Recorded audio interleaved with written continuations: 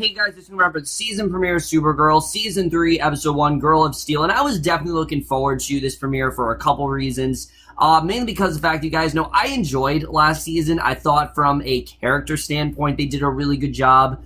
Plotline standpoint, not exactly. They had a hard time really staying consistent with their stories, but with Mon-El out of the picture, I was really hoping the show would get a little bit more refocused because they did focus way too much on Kara and Mon-El's relationship, and I was hoping that we could focus less on that, and it does seem like that's the direction for this premiere, but I will tell you right now, this was not my favorite episode. There were quite a few things I wasn't a huge fan of here, but I still thought this was a good premiere. I still really did like what we got here. Out of the three premieres we've had with Supergirl, this was, in my opinion, the weakest, but I still thought this was a good premiere overall. I still thought there were some really great things in this episode, but let's just get into it. And I love the way this starts off, because we see Kara, she's walking through a field, there's a song playing in the background, you know, everything just seems fine. Mon-El's there, her mom is also there for some reason, and the two quickly embrace, and it's revealed, of course, to be a dream sequence. She wakes up, and I thought this was a really good scene. You know, you can tell that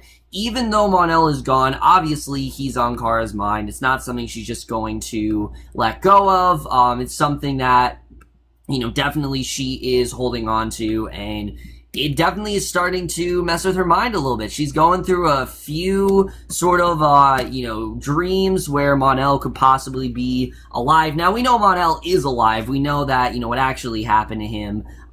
We know he's going to be in this show in some sort of capacity. I just don't know exactly, like, what big of a role he's going to do, and what exactly, you know, what kind of role he's really going to play this season. But I think, you know, time will tell for what really does happen there. You know, like I said, what role he really does play and whatnot. But I thought, like I said, this was a really good start. I definitely did enjoy this overall. But we then hear that she actually wakes up. She's floating about National City, and there are car alarms, there are sirens raging on below. She takes off, and she's flying towards the source of the commotion. This was a very strong first scene, may I just add. I thought there was a lot of great stuff going on here. It happens to be a squad of patrol cars pursuing a semi-truck, and Alex and Maggie are almost shot by one of the gunmen in the back of the semi before Kara flies in and blocks the bullets. And after a brief hand-to-hand skirmish, she stops the semi-truck cold in its tracks, saving a family stranded in their car at the last possible second, and the little boy in the car exclaims that she's the best. And what this is showing is that Kara is, you know, she is still Supergirl, and she's not by any means, you know, bad at her job, but she is clearly focused on just being Supergirl. She just wants to save everyone, and that's kind of what she wants to do here.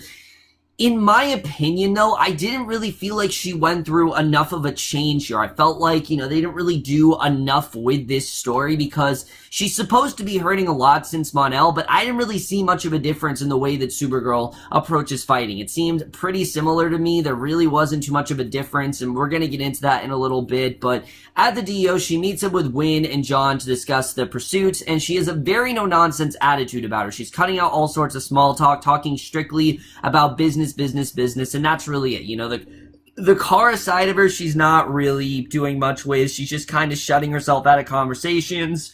She's focused on, like I said, the business aspect, and that's really it. Now, that part of the episode I actually did really like. The idea that she's cutting everyone out of her life, and she isn't that fun, bubbly Kara that we've come to know, and I thought was definitely really well done, and that definitely is one of the strongest parts of this episode for sure. What's not one of the strong parts of this episode is this episode's villain, who Morgan Edge is just everything I don't want in a Supergirl villain, because he is as one-dimensional as you could possibly get. He's addressing a board meeting. He's expressing a strong interest in revitalizing one of National City's poorer areas, and he's just your typical, like, sleazy businessman. He wants to, like, take over Catco or whatever. I really did not get into this character. I thought that Adrian Pazdar did a good job as this, you know, the actor did a good job, but I really did not find much enjoyment in him. I just found him to be a very one-dimensional villain, and that's something that Supergirl does have a hard time doing. And Arrow and the Flash have actually done a better job with that. You know, Supergirl is yet to have a villain that has a gray area. It's either they're good or they're bad, and they can't really seem to find a blend between those two, and I'm really hoping they do that this season, and I think we're going to get that this season. I'll talk about why at the end of this video, but we see Lena and James. They're part of the group that Edge is addressing, and Lena is in fact a main character now, which I really like seeing. They both speak up against his ideas, and the three are actually sharing a very tense moment. They don't at all agree with what he's trying to do, and we then see on the TV screen, we knew that Kat was going to be in this season somehow, but obviously she's not part of Catco anymore. Basically, she's actually been made the president's press secretary, and she feels like the president really knows what she's doing, and she wants to be taken seriously. And after a team meeting at Catco, Morgan Edge actually appears on the TV, revealing he's actually buying Catco. So yeah, this guy's actually playing and taking stock of Catco, and basically Lena and Kara then talk about the new acquisition. They question if Edge can actually go through with the purchase of the media conglomerate. You know, does he really understand what he's getting himself into? And Lena apologizes about her role in Mon-El's apparent death, and again, Kara just doesn't seem to want to talk about it. It seems like, you know, she could care less about the fact that she was sort of instrumental in Mon-El's death. You know, she doesn't really seem to care. She just takes off. She overhears that a robbery's in progress, so she actually speeds off, and the whole DEO crew minus Kara's together having a drink at the bar. And this scene I really liked, because one of the problems I think with season 2 last year is that while they did focus in the ensemble in the first half, the second half was way too Kara Mon-El centric, and a lot of the other characters, it felt like they were kind of there. Here, we really did see that this has really had an impact on everyone. Kara has abandoned her friends. She's not at the bar like she usually is, and back at DEO headquarters, Wynn reveals he's tracked the blood of the mercenary from the semi earlier, and Wynn, again, just really not much to do in this episode at all. His name is actually Robert Dubois, but he goes by Blood Spots, and Wynn then says the computer has been hacked, and Kara then flies off, and she flies to an apparent army base where she's been ambushed by Bloodsport, and her watch buzzes, and thinking it's an emergency, she flies off to the Catco building, but it turns out it's actually James. He approaches her about doing her day job first. He feels like she's really losing sight of, you know, what really matters, and I really like this scene. She gets upset that James used the emergency alarm for her day job because he's not supposed to do that, and you know, he talks about how he doesn't know where Kara Danvers is. It's always been Supergirl, Supergirl, Supergirl, and she talks about how Kara Danvers is lame, and that, you know, Kara Danvers, there's really is no reason to be her right now. It's just easier to be Supergirl. And James talks, you know, she talks about how James is the Guardian, and James says that, yes, Guardian's important to him,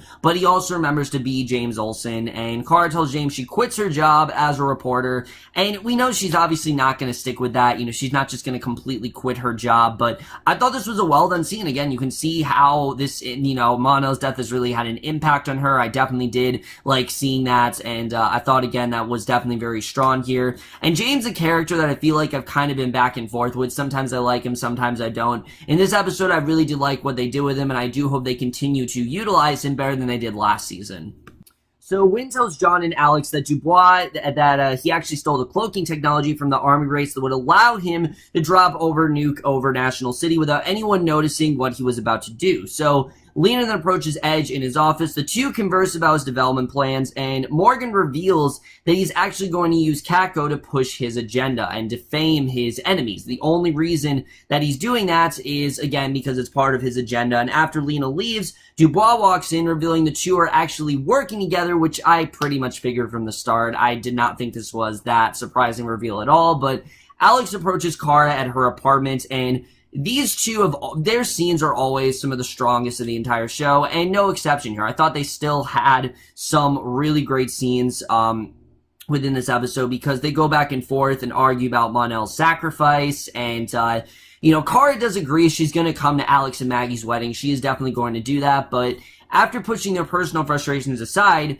you know, Alex, again, she's just very frustrated. She feels like Kara is not really focusing on the things that matter. You know, she wants to talk about Mon-El's sacrifice, but Kara doesn't want to talk about it. So Alex is kind of getting annoyed, and she shares the blood sport now actually has technology to cloak a nuke, and people begin gathering in an apparent celebration, celebrating the Girl of Steel, and Supergirl, Kara, and John are watching the celebration from a nearby rooftop, and Kara then asks John if he actually still dreams about his family, revealing that she's actually been dreaming talking about her mom and Mon-El, and I really like the scene. We see that this is kind of like a consistent thing for her. It's not just something we saw in the first episode. This is something that has really been happening a lot, and it really is starting to have a significant impact on her. We really do see that here. So I thought that was really good, but Alex and Maggie then share a rather intimate moment over the comm system, and Lena then takes the stage to actually reveal the Supergirl statue National City put together, and as Kara is about to fly on the stage, the ground just starts shaking. The group struggles to figure out what's going on,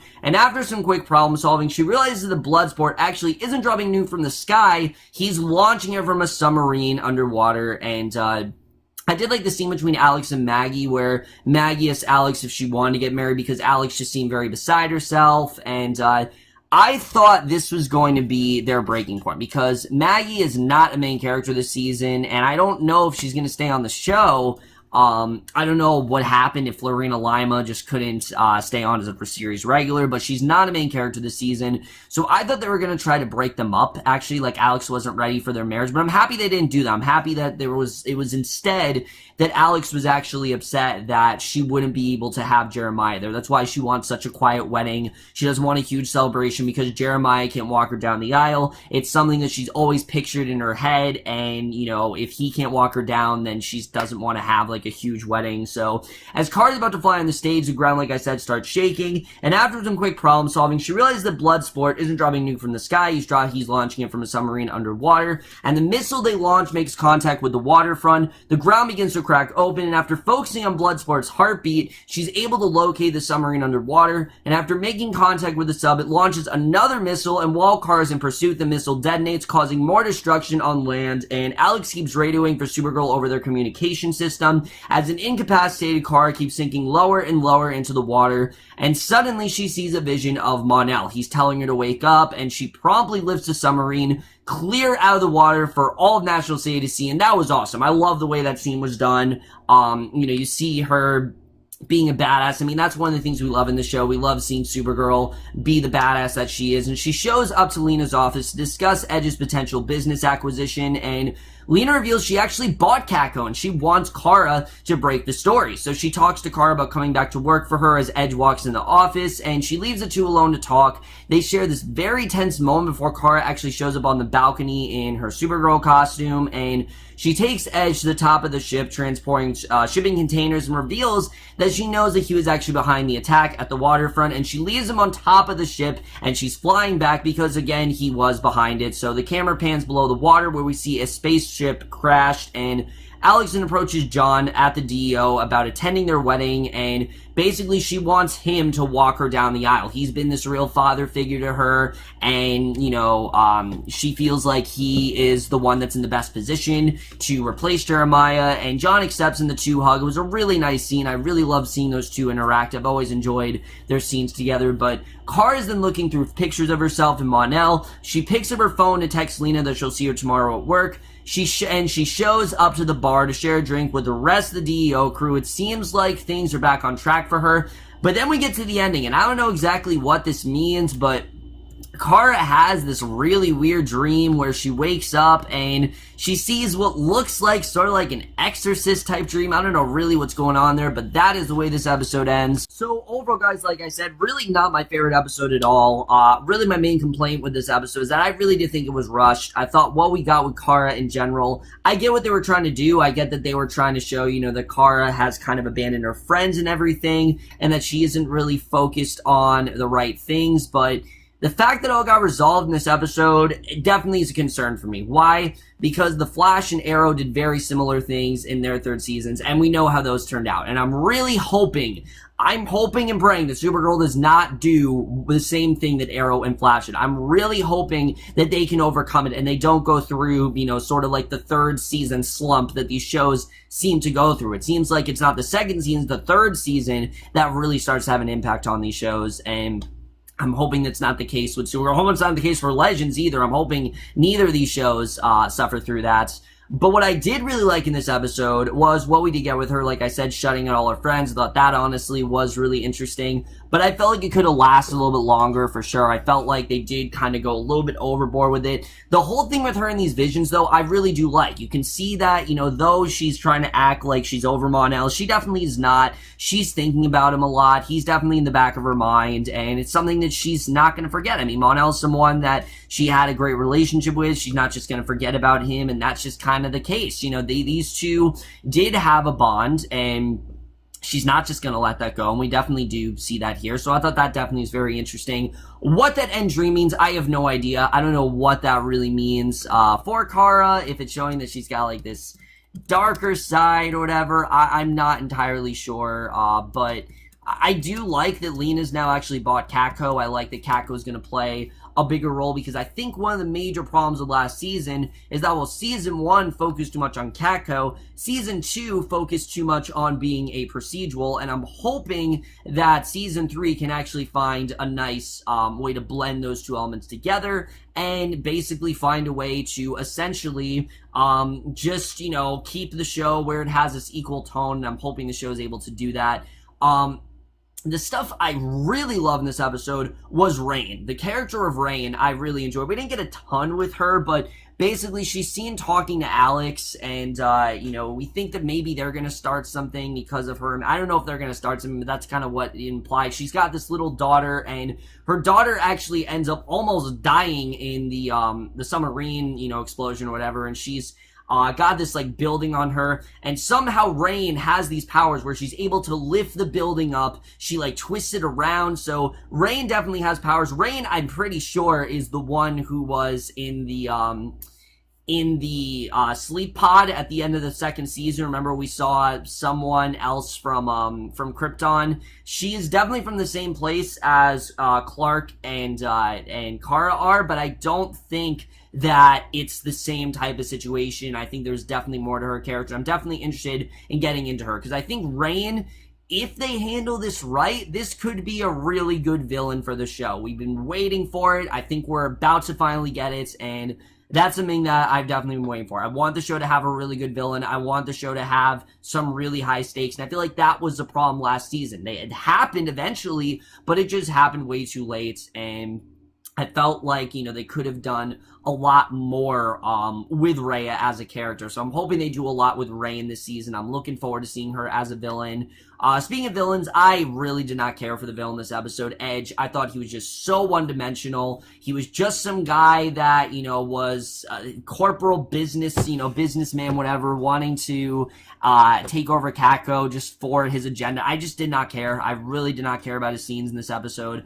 I like Lena and Kara's bond. I like the fact that we're seeing more of it, but I really did not care about what was going on with Edge. I really did not care there. And as far as Alex and Maggie, I really like their plotline as well. I'm wondering how they're going to do this, because Maggie's not in the show as much. I'm hoping they don't just write her out of the show. I'm hoping that they find a way where Maggie is able to stay on the show, but at the same time, she's also able to, you know, simultaneously stay on the show, but also be able to, you know, find a way to, you know, have a big part in the narrative, but not be on too much as well. So I'm looking forward to seeing really what they do here. Like I said, I overall did enjoy this premiere. I just thought in general it was just a little bit too rushed. Other than that, I thought this was definitely a very strong premiere. And I am going to give the season premiere of Supergirl, Season 3, Episode 1, Girl of Steel, a B.